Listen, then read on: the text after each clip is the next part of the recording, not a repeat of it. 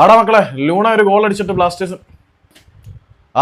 Adrian Luna Kerala ബ്ലാസ്റ്റേഴ്സിന് വേണ്ടി Indian super ലീഗിൽ ഒരു ഗോൾ അടിച്ചിട്ട് 500 ദിവസത്തിലേറെയായി എന്ന് പറഞ്ഞ് ലൂണയുടെ കാലം കഴിഞ്ഞെന്ന് പറഞ്ഞ് ഏതവനെങ്കിലും ഇങ്ങോട്ട് വന്നു കഴിഞ്ഞാൽ അങ്ങോട്ട് മാറി നിന്ന് കുഴി കുത്താൻ പറയും. ബിക്കോസ് ആ മനുഷ്യൻ ഓരോ സീസണിലും എടുക്കുന്ന വിയർപ്പ് അല്ലെങ്കിൽ ആ സീസണിൽ ഓരോ സീസണിലും ആ മനുഷ്യൻ ഒഴുക്കുന്ന വിയർപ്പ് എത്രമാത്രം ഉണ്ടെന്നും എത്രമാത്രം എഫേർട്ട് അയാൾ ഈ ടീമിന് വേണ്ടി എടുക്കുന്നുണ്ടെന്നും കളി കാണുന്ന എല്ലാവർക്കും മനസ്സിലാവും.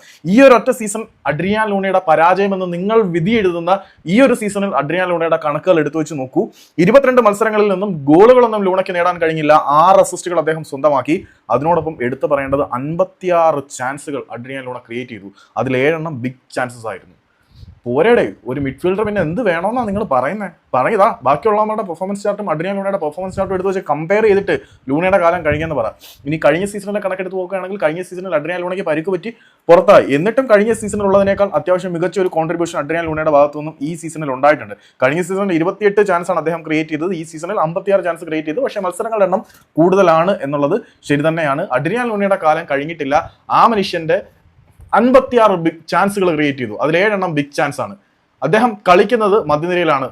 ടീമിന്റെ ഫുൾ കൺട്രോൾ, ടീമിനെ മൊത്തത്തിൽ നിയന്ത്രിക്കുന്ന ഓർക്കസ്ട്രേറ്റർ പുള്ളിയാണ്. സോ ഇതൊക്കെ മതി. ഇതുകൊണ്ട് ഞാൻ സാറ്റിസ്ഫൈഡ് ആണ്. ഞാൻ സാറ്റിസ്ഫൈഡ് ആണ് എന്ന് പറയുമ്പോൾ ലൂണയിൽ നിന്ന് ആഗ്രഹിച്ചതെല്ലാം കിട്ടിയെന്നല്ല. ആ മനുഷ്യന് 8 എടുക്കാൻ കഴിയുന്നതിന്റെ എഫേർട്ട് പരമാവധി എടുത്തിട്ടുണ്ട്. അദ്ദേഹത്തിന് യോജിച്ച ഒരു പ്ലേയിങ് ഫിലോസഫി ആയിരുന്നോ പരിശീലക സംഘം ഒരുക്കി കൊടുത്തത് എന്നുകൂടി ചോർക്കണം.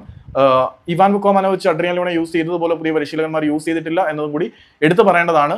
ഒറ്റയ്ക്ക് അഡ്രിയാൻ ലൂണ ഇത്രയൊക്കെ ചെയ്തെങ്കിൽ അത് വലിയ കാര്യമാണ് എന്നാണ് ഞാൻ മനസ്സിലാക്കുന്നത്. ബൈ.